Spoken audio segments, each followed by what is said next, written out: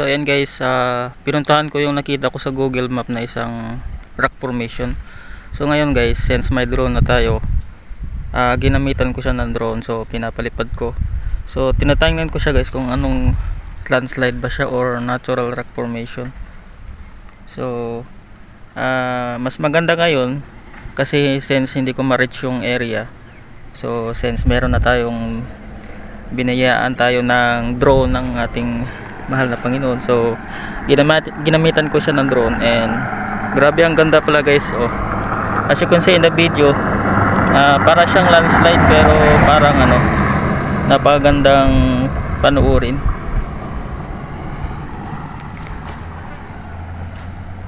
First time kong gumamit ng drone guys. And yun na nga, since hindi ko ma-access yung area, so kailangan kong gamitan ng drone. So napakalaking tulong talaga sa akin yung drone guys. And hopefully nag-enjoy kayo sa video na to.